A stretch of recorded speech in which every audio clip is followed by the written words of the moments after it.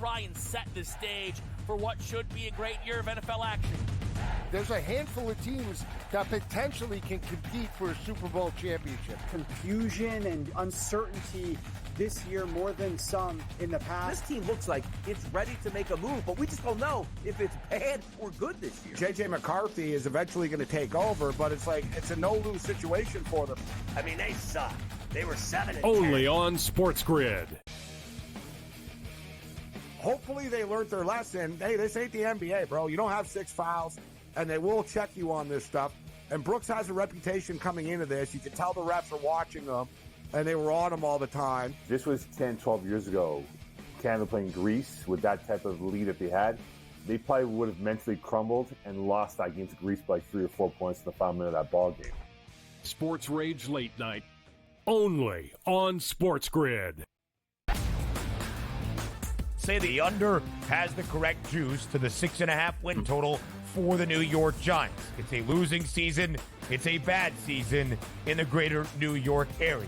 Is Brian Daboll and is Joe Shane back next year? As a Giants fan, what are you looking forward to? Absolutely nothing. You're hoping like the Yankees make a long enough run so you can forget about the Giants. The Early Line. Only on SportsGrid. The bottom of this field is a bunch of guys, quite frankly, that aren't on the tour, aren't on the DP tour, aren't on the Korn Ferry tour. You know, the top 25 or so in this field, I mean, you've got Rory, you've got Lowry, you've got Scheffler, you know, all 4 Americans, Minwoo Lee and Jason Day. And you go to Mito Pereira and Joaquin Neiman out of Chile. So, you know, it really is pretty deep. In-game live, prime time, only on Sports.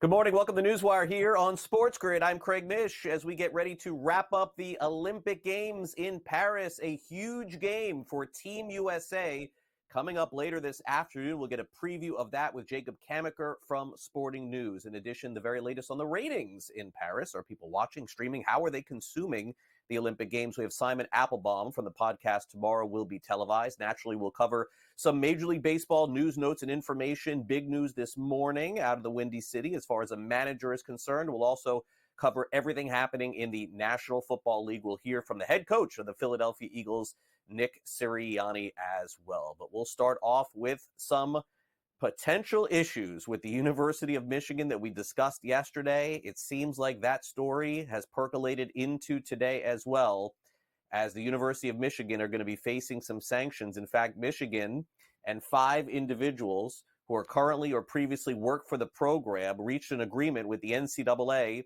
enforcement staff on violations that are concerning their coaching activities, concerning recruiting and their non-coaching staff members that occurred within the football program. The committee issued a statement on April the 16th confirming the resolution of the case, and Jim Harbaugh was not part of that agreement, so his case was resolved separately.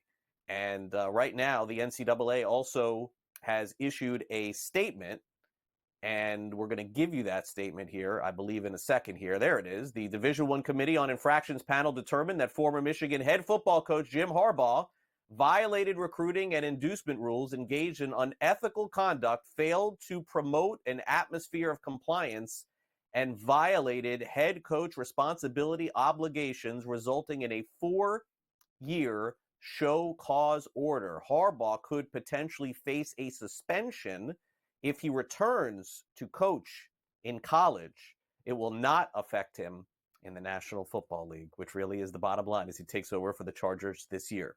All right, a very interesting lawsuit has percolated online, which isn't getting attention, and so we thought we would bring some of it to light. This is regarding FanDuel. Really interesting story.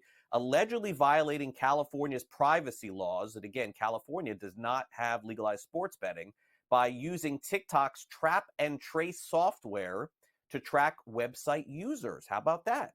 The lawsuit, which was filed last month in the U.S. District Court for the Central District of California, claims that the software collects user data before cookie consent is given, and that violates California's trap and trace law using a process called fingerprinting. The TikTok software, what they do is collect personal data from users who visit the website, and then the data is matched against existing data that TikTok has already mined from hundreds of Americans, millions of Americans. The software then can be used to restructure the user's identity, and that allows the company to run targeted advertising campaigns. You know what that's all about, despite not receiving cookie content. And basically what this means is that they did not have consent to use this via FanDuel. And at the same time, everybody who's used Instagram, Facebook, or anything else, you click on something, you know exactly why you're getting ads for that. Same thing essentially is here as well. So we'll follow this for you. And of course, our friends at Legal Sports Report will as well.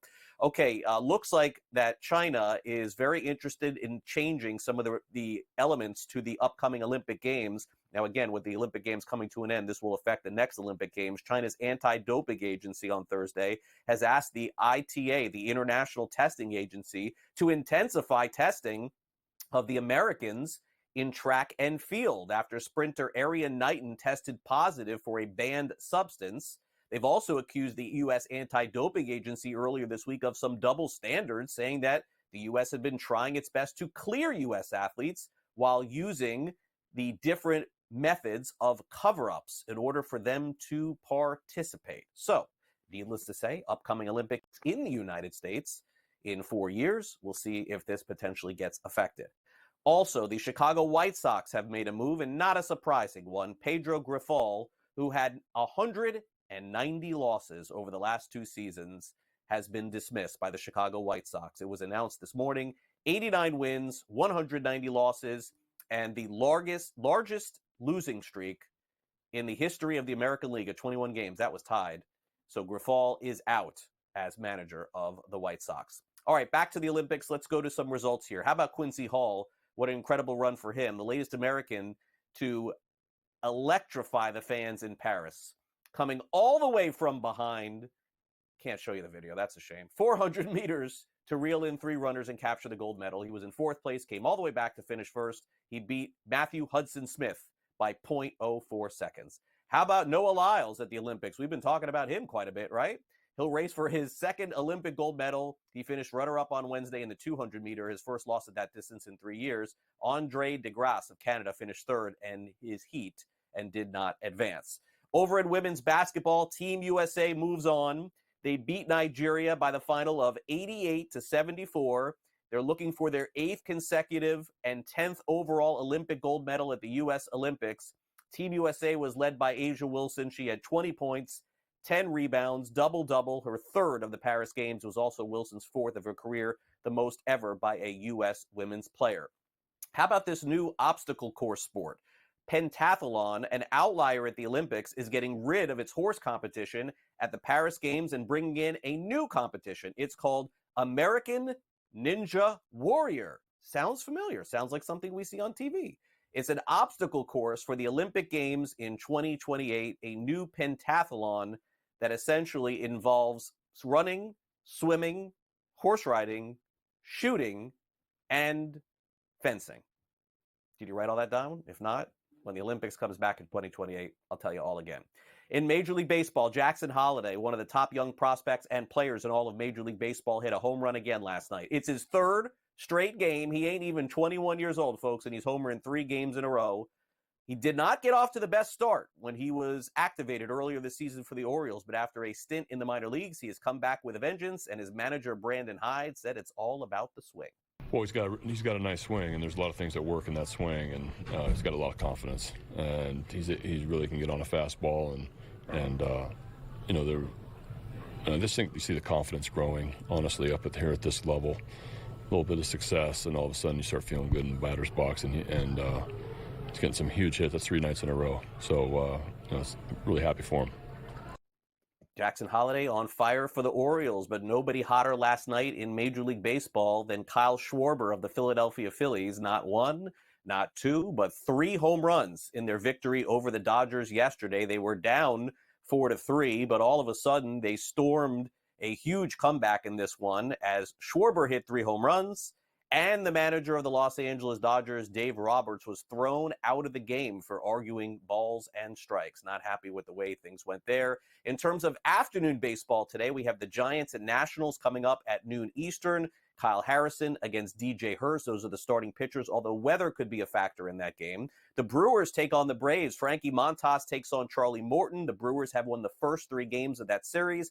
Also 12:35 Eastern, it is Padres and Pirates. And Scott Farrell at 3 o'clock Eastern will give you recaps and highlights of all those games as well.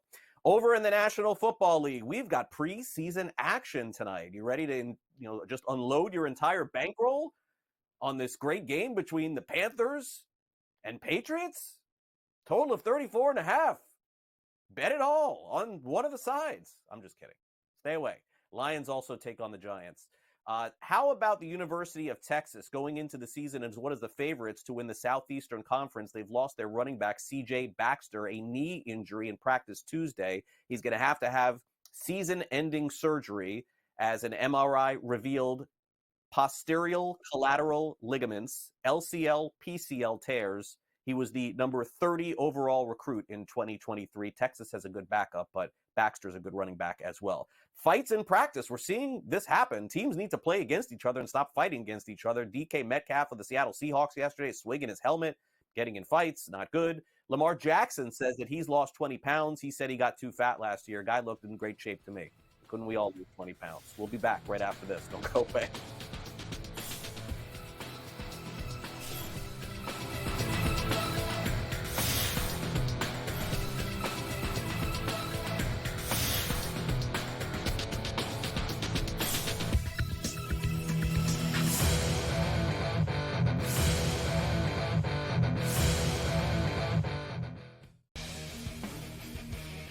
Hopefully they learned their lesson. Hey, this ain't the NBA, bro. You don't have 6 fouls, and they will check you on this stuff. And Brooks has a reputation coming into this. You can tell the refs are watching them, and they were on him all the time. This was 10, 12 years ago. Canada playing Greece with that type of lead that they had. They probably would have mentally crumbled and lost that game to Greece by 3 or 4 points in the final minute of that ball game.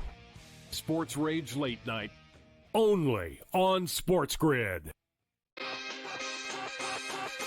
What is the ceiling for this kid? Now that he's got the money, and we saw something click with him, what is the ceiling for a Jordan Love in this Green Bay team?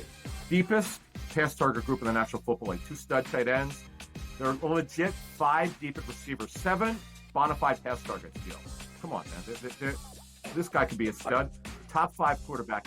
Game time decisions, only on SportsGrid. Say the under has the correct juice to the 6.5 win total for the New York Giants. It's a losing season. It's a bad season in the greater New York area. Is Brian Daboll and is Joe Shane back next year? As a Giants fan, what are you looking forward to? Absolutely nothing. You're hoping like the Yankees make a long enough run so you can forget about the Giants. The early line, only on SportsGrid. If the U.S. gets to a bad start and they're down or close, I may double down on the second quarter because I know that that's when Steve Kerr is going to want to either A, if it's close, open it up. If they're losing, you got to get the lead because you don't want teams like it was in South Sudan that believe that they can win. Betting above the rim, only on SportsGrid.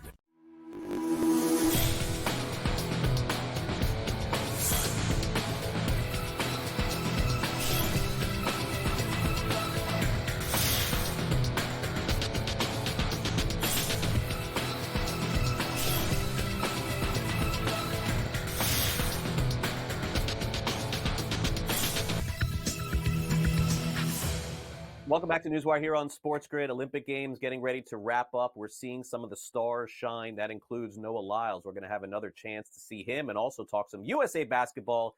Jacob Camenker is back with us here on NewsWire from Sporting News. They've been covering the Olympic Games along with us. Jacob, thanks again for coming on the show. No problem, Craig. Glad to be here. All right, so let's dive into it. Noah Lyles is like Katie Ledecky. There's a handful of Simone Biles. There's a handful of stars that we've seen come out of this that I think are going to be really taking this to the next level as far as getting paid for their work after the Olympics. The next round for Lyles is to win the gold in the men's 200-meter race. And if he doesn't win, it would probably be the biggest shock of the Olympics because it's very rare to see a favorite like this. And Lyles has just been so good, Jacob. He's minus 390 here. So I guess I'm not going to ask you if he's going to win or not. And I'm not going to ask you about this dude from Botswana who is going to win, because you and I both know that this is you and me Googling to see who's going to win this thing outside of Noah. But what has he meant so far to Team USA? I think that's probably a better question to ask you. He's been huge for Team USA. I mean, the United States hadn't won the 100-meter dash in quite some time before he was able to do it, and he did it in epic fashion, really. It was him and the Jamaican runner he was going against really right down to the wire, and he won by 0.005 of a second over Kashane Thompson. And it was just really a moment that a lot of Americans could celebrate. Team USA fans finally got to see Noah Lyles live up to the hype that he's kind of created for himself as well, because he pretty much said that he was going to remember Thompson and some other runners beating him at times. I think Oblique, another Jamaican runner, had a chance to beat him in the earlier rounds, and he's just performed very well throughout. And now the 200-meter event, he's called his baby, and as you mentioned, he's heavily favored to win this thing. If he can do that, he's going to be the first American man to pull off the so-called double to win the 100-meter and 200-meter dashes since Carl Lewis in 1984. So that's 40 years of history that we could be watching in the making right here. So it's going to be exciting to watch him either way, even with him very much favored to win this event. Yeah. What are the names that's going to come out of this as one of the winners of the USA Olympic Games from a popularity standpoint, and also capturing a lot of gold medals too? Okay, so Team USA takes on Serbia. I thought, Jacob, from watching their last game, it was their best performance of the Olympics. You and I both know that this is, for us here on SportsGrid, somewhat more about the point spread than it is about wins and losses. And let's just be honest, Team USA was not covering any games in the warm-ups, the group stage. Now we're at the point where covering is going to be important because, again, they want to win and they want to dominate. They take on a very good Serbia team, 16.5-point favorites led by one player and one player only. You see him there. We all know him, former MVP of the NBA, Nikola Jokic. All right, Jacob, you're on the line here. Do they win? Do they cover? What's the final score? I need an exact... No, I'm just kidding. I'm not going to need an exact score. But what do you think happens today? I do think the United States are going to win. I mean, we've seen them play Serbia twice now recently, and they've dominated both times. Maybe not in the first half. It's been close at times. Nikola Jokic keeps Serbia kind of in it, kind of within striking distance, but Team USA was able to pull away in both of their previous meetings, and they're getting better as this tournament goes along. They're developing more chemistry. They're finding the matchups that they really need to take advantage in this spot, and I know the first time they played Serbia, Joel Embiid didn't have his greatest game, and Nikola Jokic was kind of able to beat him on this world stage because Embiid just, I don't think is as familiar with the international version of basketball as the NBA style. So Jokic had the advantage there. But I think if Steve Kerr is willing to use Anthony Davis and Bam Adebayo more in this game, I think the United States can cover this one too. Like I said earlier, it might be a one where in the first half, you're like, oh, Serbia's hanging in this. It's kind of within striking distance. Jokic is looking good.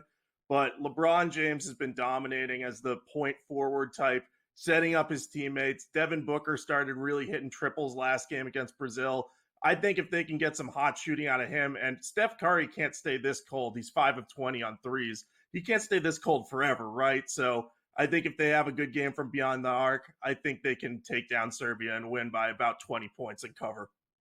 All right, there you go. 20 points is the margin of victory for Team USA, says Jacob Camenker. We'll clip this, save it, and if it wins, we post it. If not, we just forget it. No, I'm just kidding. All right, Nikola Jokic, he is the favorite to be the top point scorer at plus 140. Bogdan Bogdanovic at plus 400. LeBron 7-1. Durant has played well. He's 7.5 to 1. And then everybody else is a long shot here. If you don't take Jokic to be the top point scorer, Jacob, today, who else would it be?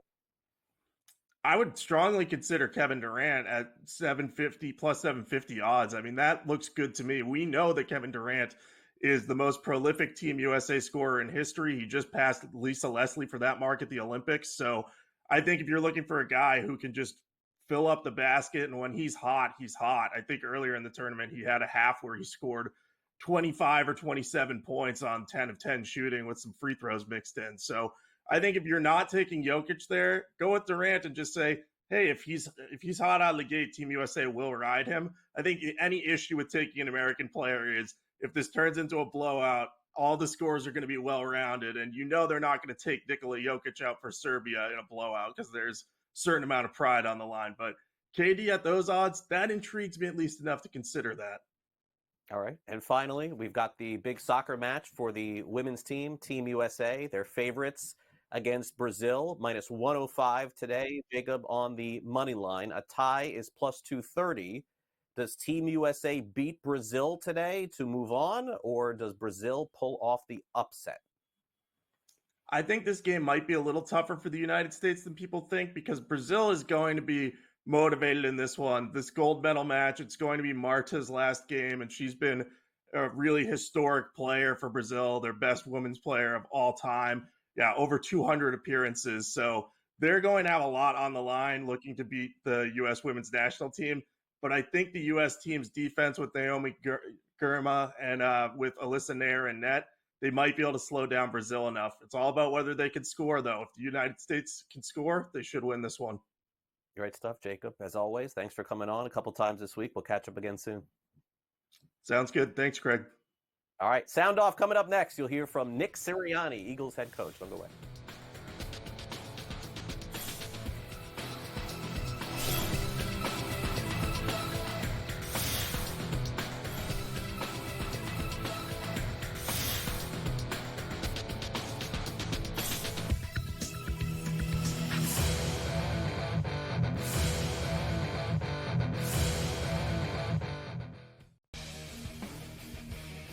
Hopefully they learned their lesson. Hey, this ain't the NBA, bro. You don't have 6 fouls, and they will check you on this stuff.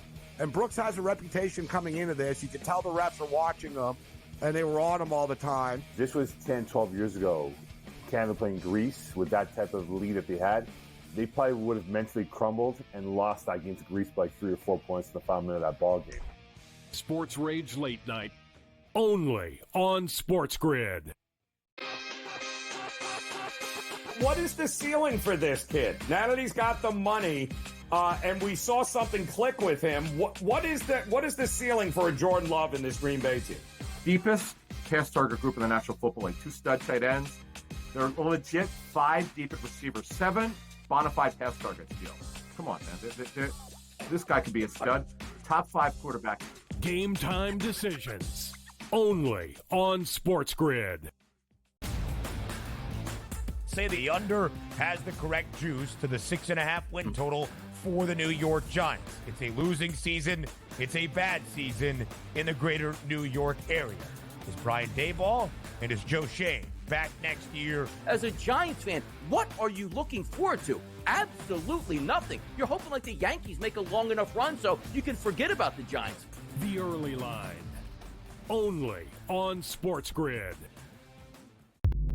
If the U.S. gets to a bad start and they're down or close, I may double down on the second quarter because I know that that's when Steve Kerr is going to want to either A, if it's close, like, open it up.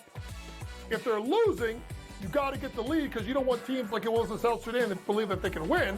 Betting above the rim, only on SportsGrid.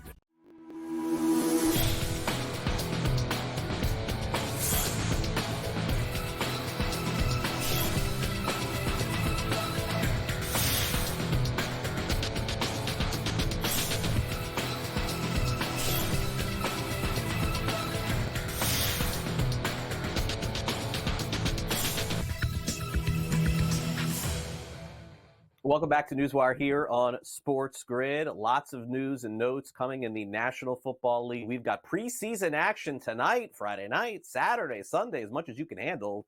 The NFL's giving it to you. Remember the old days when the NFL had 2 nights of preseason, like Friday, Saturday, that was it? Not so much anymore. They're playing every single day.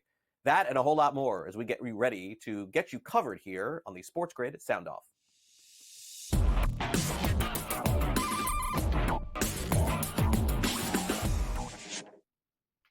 Tough season last year, tough ending for the Philadelphia Eagles and Nick Sirianni. The game has not changed, but it looks like the Eagles have.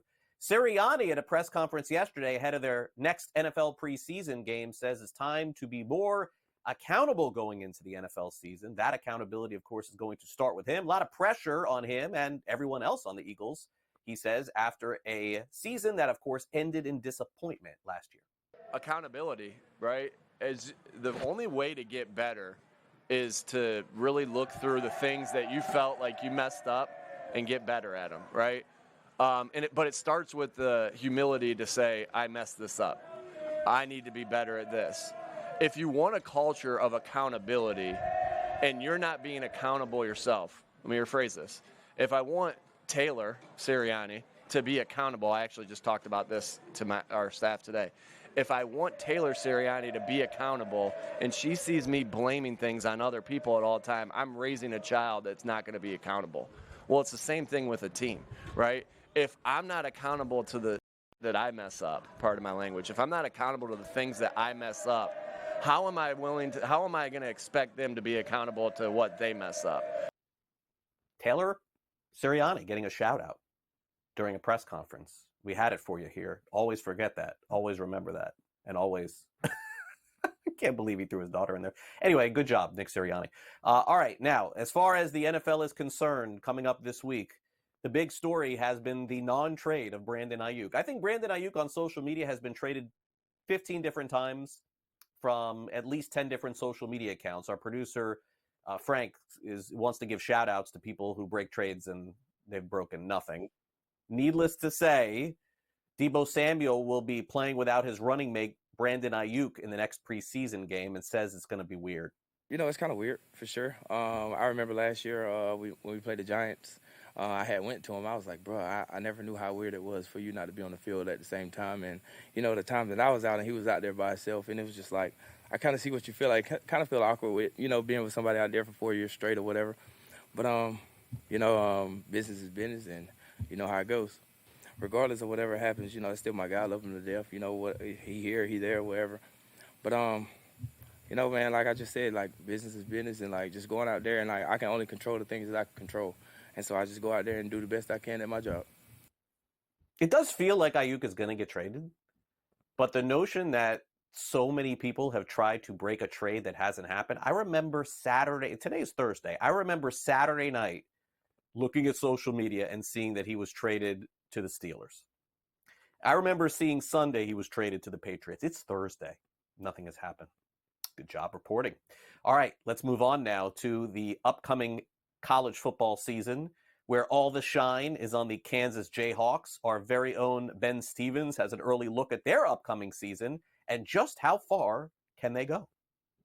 Is this the year that Kansas football could make history in Lawrence? The AP poll will be released for the 2024 college football season next week, but the USA Today coaches poll is already out, and the Jayhawks check in at number 24 in the country in the preseason. The last time that Kansas was ranked in the AP poll in the preseason, way back in 2009. KU's win total this year is 8.5. The under has the juice, but even if that's correct, the last time that Kansas won 8 games in a regular season, 2008. The last time that KU went over that win total of 8.5 to win 9 or more games, way back in 2007, when the Jayhawks made it all the way to the Orange Bowl and picked up a victory. Jalen Daniels, one of the most dynamic quarterbacks in the country, leads the Jayhawks this year. It could be a historic season for Kansas. Craig, back to you.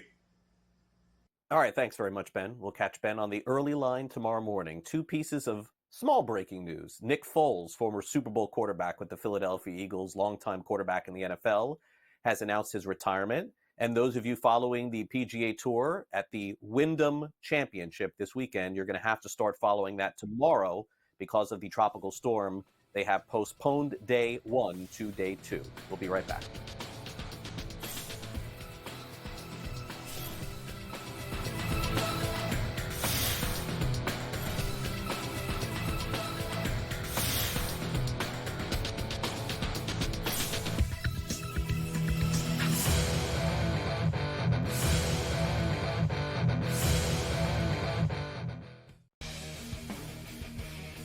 hopefully they learned their lesson. Hey, this ain't the NBA, bro. You don't have 6 fouls, and they will check you on this stuff. And Brooks has a reputation coming into this. You can tell the refs are watching them, and they were on him all the time. This was 10, 12 years ago. Canada playing Greece with that type of lead that they had. They probably would have mentally crumbled and lost that game to Greece by 3 or 4 points in the final minute of that ball game. Sports Rage Late Night, only on SportsGrid. What is the ceiling for this kid? Now that he's got the money, and we saw something click with him, what is the ceiling for Jordan Love in this Green Bay team? Deepest pass target group in the National Football League. 2 stud tight ends. They're legit 5 deep at receiver, 7 bona fide pass targets deal. Come on, man. This guy could be a stud. Top 5 quarterback. Game time decisions, only on SportsGrid. Say the under has the correct juice to the 6.5 win total for the New York Giants. It's a losing season. It's a bad season in the greater New York area. Is Brian Daboll and is Joe Shane back next year? As a Giants fan, what are you looking forward to? Absolutely nothing. You're hoping like the Yankees make a long enough run so you can forget about the Giants. The early line, only on SportsGrid. If the U.S. gets to a bad start and they're down or close, I may double down on the second quarter because I know that that's when Steve Kerr is going to want to either A, if it's close, like, open it up. If they're losing, you got to get the lead because you don't want teams like it was in South Sudan that believe that they can win. Betting above the rim, only on SportsGrid.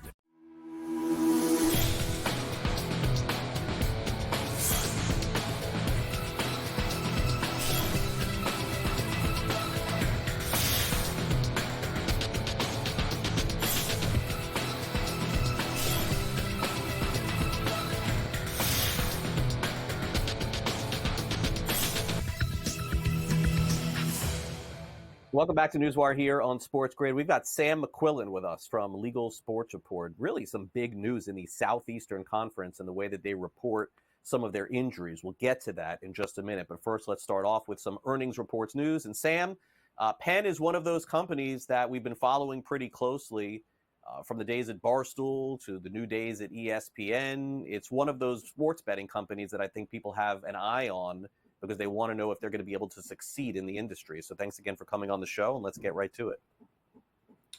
Yeah, of course, Craig. Happy earnings season to you. It's been a really interesting one on this end, like you said, covering Penn, which has been just one of the most interesting companies over the last couple of years as it went from Barstool and then paid, I think, $2 billion almost for the ESPN brand. So investors have really been clamoring for when that investment is going to pay off. They bought it last summer, so it's almost a year that they have under their belts. But essentially what CEO Jay Snowden said on the earnings call today is that we'll just wait a little bit longer, wait until football season. That's when we're going to have all these big product enhancements, these integrations with ESPN. We're going to have it where if you bet a same game parlay on the ESPN Bet app, it'll automatically get tracked into ESPN's regular scores app that so many people use.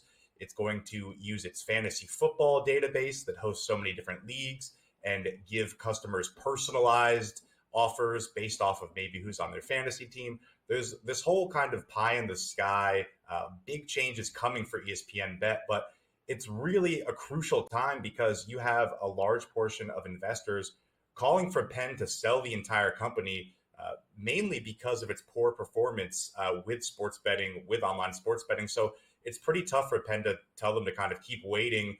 It's a long-term investment when you pay all that money for something and it takes a long time to get these product changes going, but they're kind of telling everyone just keep waiting. So in a couple of months, actually in less than a month, we'll really know whether they're on track to complete a lot of those things. College football season is right around the corner when ESPN Bet is going to launch in New York. Snowden came out and said today that they won't have a surcharge like DraftKings recently announced, which has been a really hot topic, the thing that's coming to high tax states like New York, but he wants to wait and see how it works out for DraftKings and didn't commit to having no surcharge in the future. So pretty interesting comments there. You've had other companies like Bet Rivers come out and say we won't have a surcharge, and we're still waiting on the rest of the industry. But The financials were a little bit better for ESPN this quarter, which was kind of to be expected after a really rough first quarter. So we'll have to see kind of what happens going into football season. We should have some more answers in just a few weeks.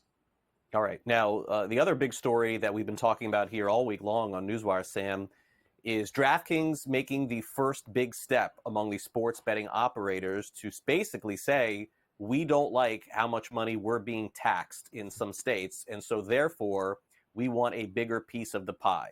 Now, they didn't say that. I'm saying that, Sam. What they're saying is that we don't want a bigger piece of the pie, and we don't even want a slice. We just want a sliver. Is that fair to sports bettors to have to lose a sliver of their earnings? Well, the good news for sports bettors is that this change is only coming in 4 states, and they'll actually get to decide whether or not it's fair. You know, if you don't like the small, maybe 25-cent addition, you're going to have to pay on some winnings in a few states. You can go over to another app like BetRivers, you go to another app like FanDuel, ESPN Bet. So DraftKings is really kind of going to be the test case for whether passing the tax, so to speak, down to the customer will work out. Now, Wall Street is pretty mixed on whether it worked out. Some investors are saying they could see a large portion of DraftKings' market share getting impacted by this, with the big fish customers, the ones that bet a lot of money, going over to other apps, because obviously if you have a fee and you're betting a lot more money, you're going to see the impact bigger there. Other investors think that maybe they can build up customer loyalty with the smaller, less price-sensitive customer that DraftKings has grown so accustomed to and has really grown to love and push parlays kind of down their throats. So DraftKings thinks that they can win on the product in this case, but you have some other investors coming out.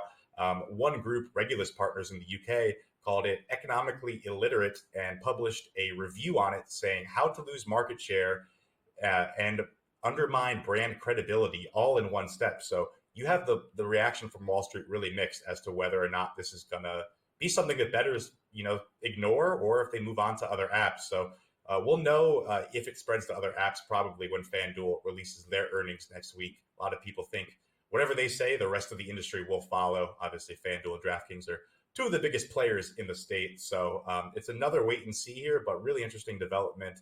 And it's going to come in 2025. So that's when we'll know whether or not bettors think it's fair or not. Now, college football is just a couple of weeks away. SEC football, I don't believe, is on the 24th of August. I believe it's the following week, Labor Day weekend, when they get started. And their sort of view of college football is going to be a lot different this year, Sam. They've added teams to the conference. And what they've also added is an injury report. And people may be confused with this because, again, during the week when coaches talk, you sort of get an idea for who could be in or who could be out. But we've seen so many players, Sam, an hour or two before games being declared either ineligible to play for injuries or other reasons. And the Southeastern Conference is diving in and saying, hey, look, we're going to give you some updates and more detailed updates on this. Is it just for sports bettors? Yeah, I don't think it's entirely for sports bettors, but it was really interesting in the reporting that CBS Sports did earlier this week, saying that mandatory injury reporting was going to come to the SEC, which would bring it in line with the Big Ten, which kind of started to do this last year. It was really interesting. They said that the changes revolved around betting concerns. In sports like the NFL and the NBA, you have these injury reports that go beyond what the coaches say in the middle of the week. And bettors know who's going to play, who's not going to play. But in college football, a lot of that is really a mystery. And that's put a lot of the pressure on the student athletes. According to the NCAA, 15 to 25% of high-profile college athletes receive some sort of abusive message related to gambling. So that's been a big priority for the NCAA. They actually considered adding injury reporting in 2018 after the Supreme Court allowed states to legalize sports betting. In lieu of that decision, adding injury reporting to create further transparency, especially because they make so much money off of the game as well. So obviously you want to be consistent with what you're putting out there and what you're getting from the sports books, but they actually declined to do it sort of at the last minute. It was a really weird situation. The Big Ten had really pushed for it, but then the NCAA seemingly at the last minute came out and said, you know what, we have concerns over sharing player data, player health, all this stuff when they're amateurs. That certainly didn't stop them from sharing that data with the sports books. They have a deal with Genius Sports that gets all the player tracking data. So now in this situation, if the SEC comes out, adds injury reporting, that would seem to add the kind of extra layer of protection between the athletes and the sports bettors out there, because this information is really invaluable when you don't have it publicly. And if the SEC does it, the Big Ten's already doing it. I'm sure the rest of the Power Five would likely follow. So it's nice to see this kind of no-brainer thing finally get done or close to be done from this standpoint. And it definitely has some big ramifications with sports betting. Yeah, people would be paying more attention to that going into a game than they ever have been. Real quick, Sam, what did you make of the big fine given to Bet365? $500,000. I thought it was just an example that you have to follow the rules. A lot of the time, sports books can adjust the payouts if there's an obvious error on odds. They do that in so many states. But New Jersey is one of the few where you have to get the permission first. So I think it's an example that, when you launch a new sports book, you have to follow every state's rules, not just kind of, think that there's a blanket protection for all states. Yeah. In addition, got to be careful you're placing the right odds, not overjuicing things too. Get caught doing that as well. All right, Sam, great to catch up with you. Thanks again for coming on NewsWire. We'll catch up with you again next week. Thanks again. Yep. Thanks so much, Greg. Have a good one.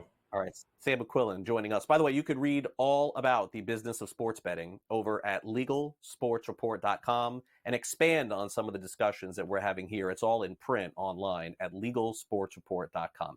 All right, coming up next, Simon Applebaum is with us from the podcast Tomorrow Will Be Televised. Charles Barkley has decided not to retire. What will he be doing for the next 10 years without the NBA? Simon Applebaum weighs in next.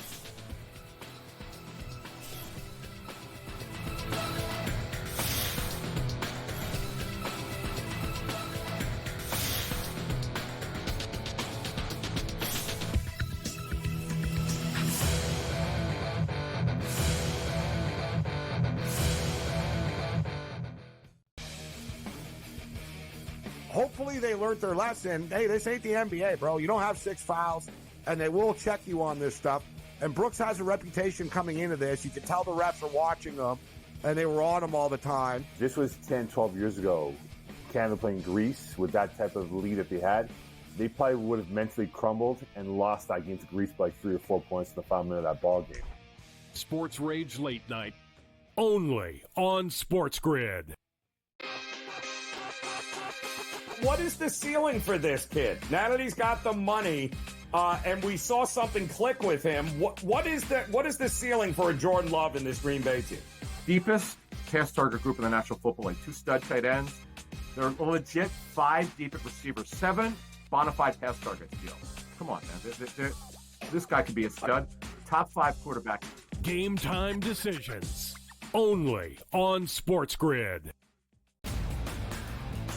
Say the under has the correct juice to the 6.5 win total for the New York Giants. It's a losing season.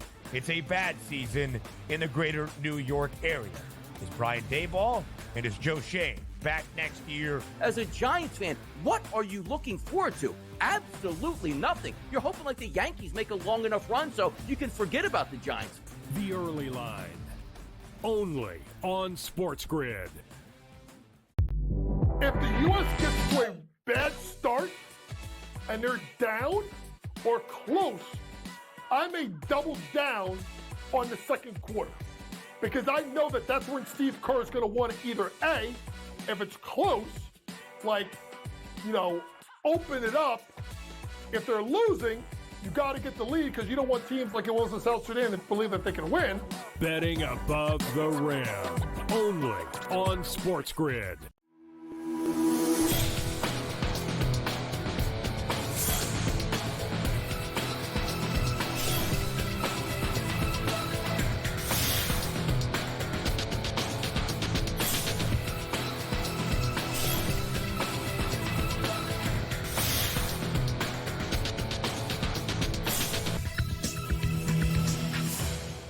We got NFL season coming up. We're going to go over some of the broadcast analysts there, including Tom Brady, who you're going to see on TV a lot this upcoming football season.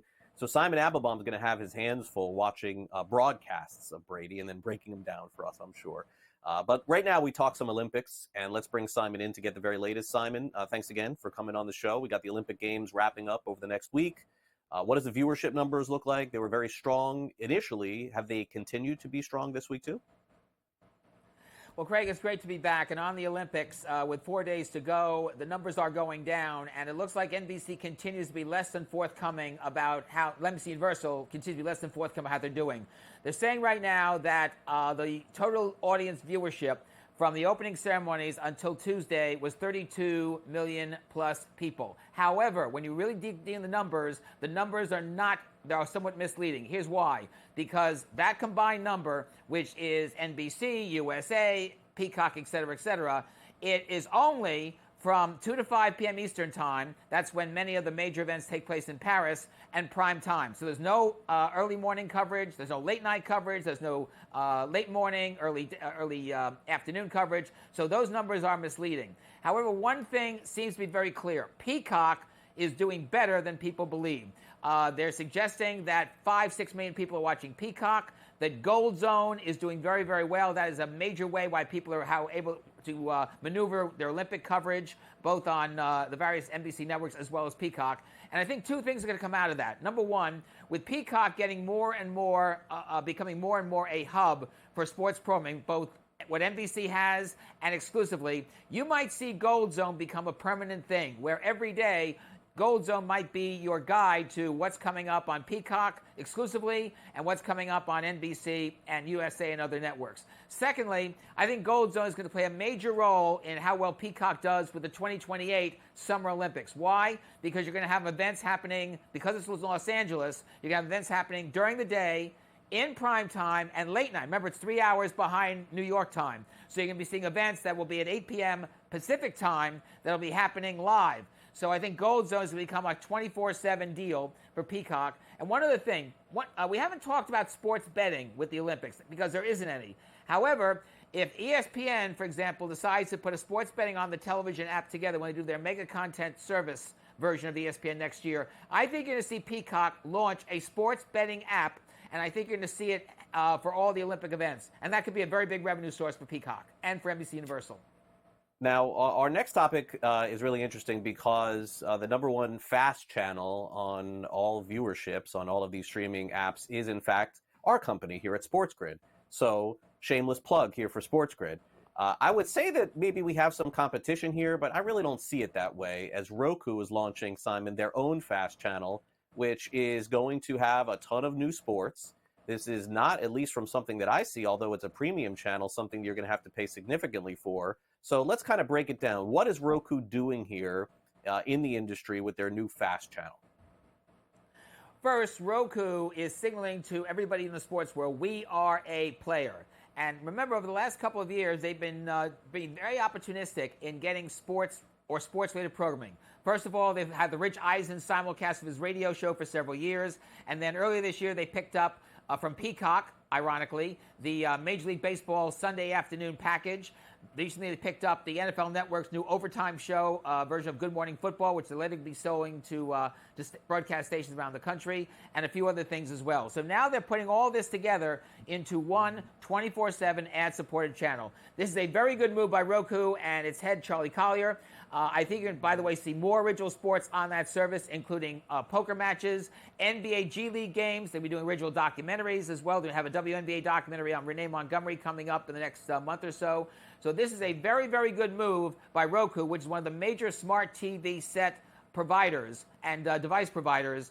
And I think this could become a major player as Roku decides to get more and more into the sports event as well as sports documentary game. One other thing, Vizio, which is the smart TV set maker that's soon to be acquired by Walmart, one of the nation's largest retailers, they are now getting into the sports field. Over the next 2 weeks, they'll be running a Women's Cup tournament. That's women's soccer clubs here in the United States and around the country and around the world. And you'll be seeing that exclusively on Vizio through their watch-free bundle. So keep your eye on the smart TV set makers like Vizio and Samsung and LG and so forth.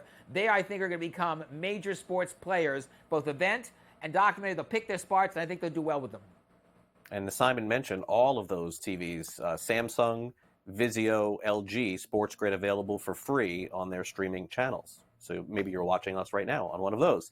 All right, now we're going to be watching Charles Barkley for the next decade on TNT. Simon, he's supremely popular, and I understand that, but they're not going to have NBA games for 9 years of this contract that he's going to be going through. I thought he made a comment the other day that was a little bit alluding to the fact that maybe TNT will continue to produce NBA programming with Barkley. But beyond that, what do you think he's going to be a part of? College basketball. Don't forget that TBS, TNT, True TV, all with CBS has the NCAA March Madness package, the NCAA men's basketball tournament. And I think you're going to see Charles get a major role in that tournament, a bigger role. Plus, and I wouldn't be surprised if they decide to do an inside the NBA similar program for college basketball as part of that. Also, don't forget that TNT in recent months has been building up college sports. They've gotten, I think, Mountain West football and basketball. They've gotten some other college basketball conferences. And I think you'll see Charles take the lead in those programming. However, Warner Bros. Discovery, the parent company of TNT, has a big problem. They are losing money from some of their linear cable networks, and they have to hope that they can find a way to keep those networks going for Charles to take advantage of them. All right, finally, NFL on Fox coming back here in September.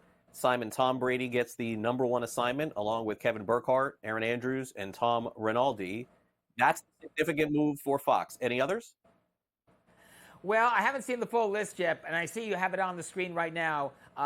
I think, by the way, they have a great lineup throughout. And keep your eye on the #4 and the #6. Adam Armin is very, very good. Used to be with ESPN. And I've always liked Kevin Cougar with Westwood One. And now he's getting, I think, a bigger play with Fox because of what he did with the USFL. So keep your eye on the whole team. I think Brady's going to do very, very well. He is really putting his pedal to the metal to make it work. All right, Simon, thanks for coming on.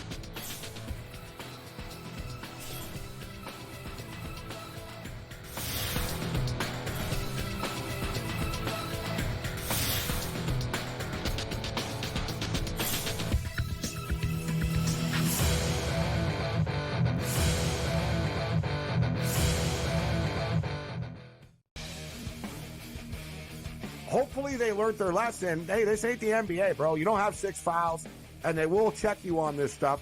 And Brooks has a reputation coming into this. You can tell the refs are watching them, and they were on him all the time. This was 10, 12 years ago.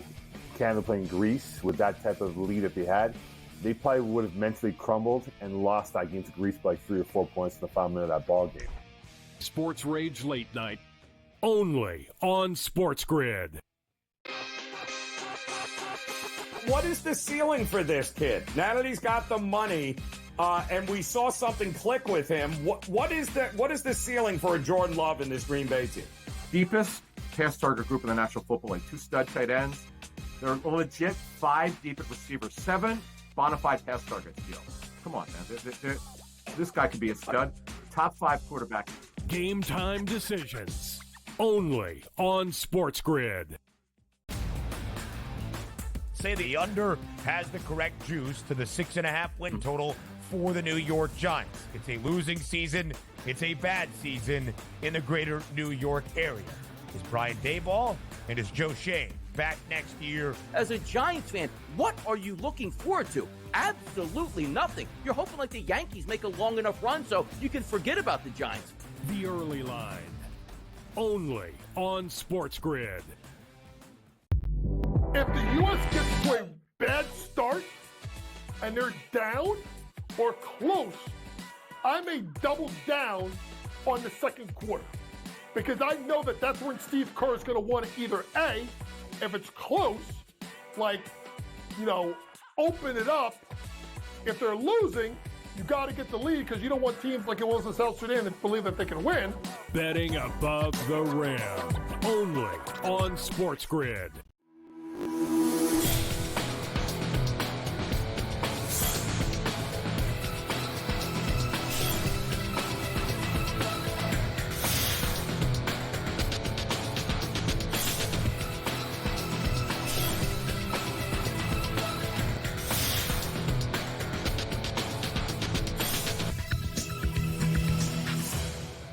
Welcome back to NewsWire here on SportsGrid. One of the big stars at the Olympic Games is Katie Ledecky. I'm going to discuss her, also get into the very latest going on at, of course, what we consider the height of the Major League Baseball season. Let's get to some last licks.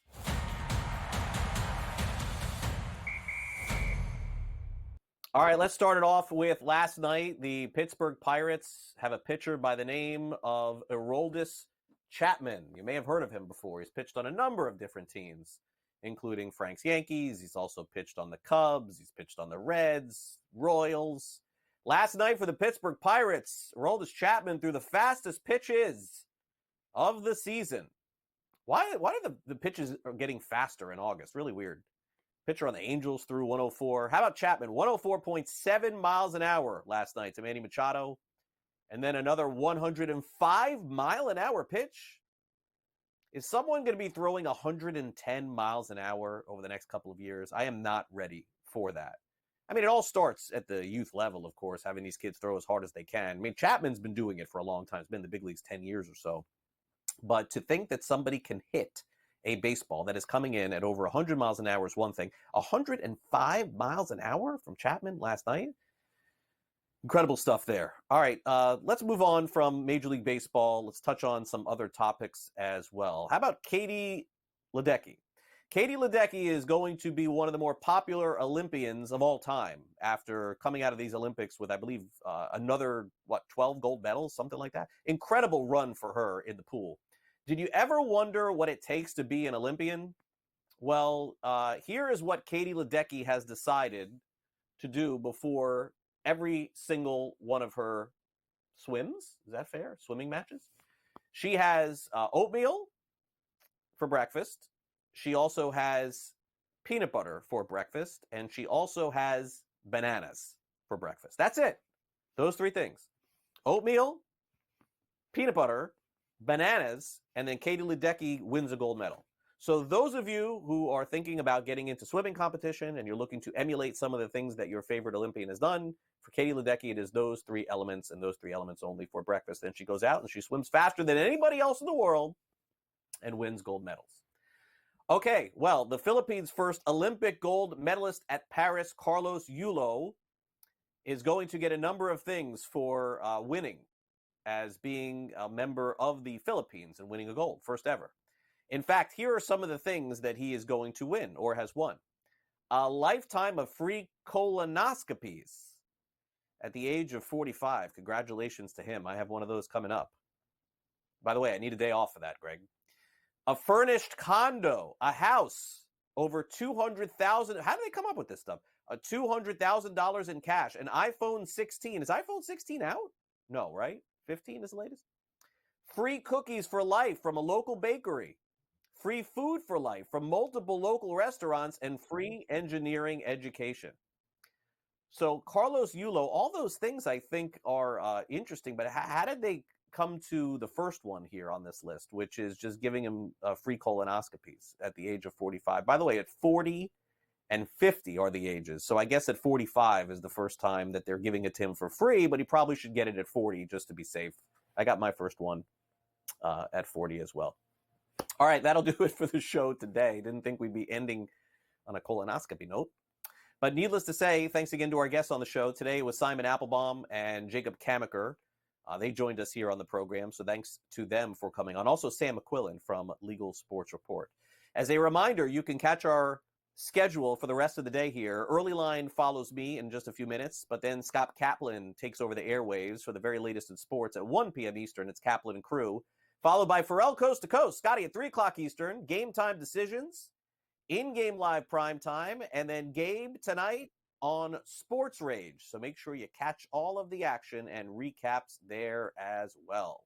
Thanks to our director, Luke, for doing a fantastic job, as well as our producer, Frank, and I'm Craig Mish. You can catch me for our final edition of This Week tomorrow on NewsWire at 11 a.m. Eastern. We'll recap some of the National Football League preseason games from Week 1 and also touch on some of the games on Friday night as well. In addition, as we come closer to the gold medal round for both soccer and basketball, we will preview those here today. And also you can catch previews all this weekend from a sports betting angle exclusively here on SportsGrid. So I hope you enjoy the rest of your Thursday, whatever you're doing.